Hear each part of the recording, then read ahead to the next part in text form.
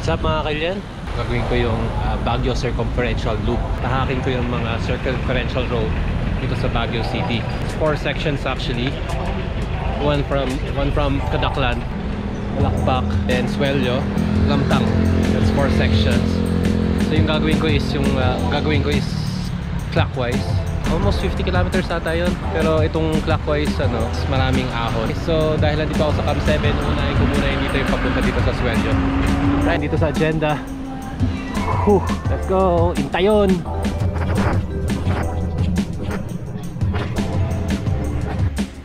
Takot ako dun sa part na to. Okay. So I just passed that. So much effort. Natukod ako dun sa kanilakad ko ng konti. One thing I like dito sa area na to ng Balakbak is yung lush greenery dito. Aside from that, tahimik. Napakaganda.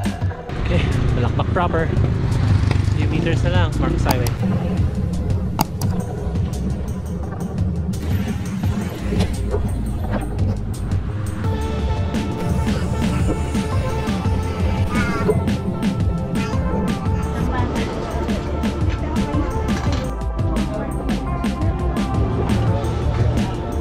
Right, so I just had my lunch dyan sa may cozy na 144 at medyo foggy. Supposedly nakikita mo yung mountain ng San Carlos dyan. Silhouette na lang nakikita mo. So kalalabas ko lang dun sa Suelio Circumferential Road. Ito na yung road papuntang Asin. It's a Beagle. Ito na yung junction papunta dyan, packet dyan sa Lampang. And that one's going to Bawang Locman. Ito switchback na yun, no? Malamig pero pinagpapawisan na ako. Yeah, and just like that, Mount Costa na. That's it para sa mga climbs na yun.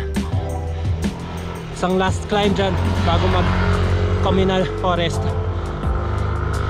And pababa na yan papunta La Trinidad. Okay, tuktok na to. Pababa na to papunta Pico.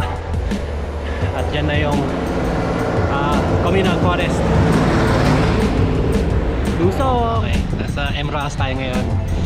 Papunta dun sa last na circumferential road ng Kadaklan. Okay, napatigil lang ako dito sa may waiting shed before Botanical Garden. Konting beat bar muna, pang energy. Para dire-diretso na ako dun sa Kadaklan. Konting out na ako. Ganda talaga dito. Overlooking ito.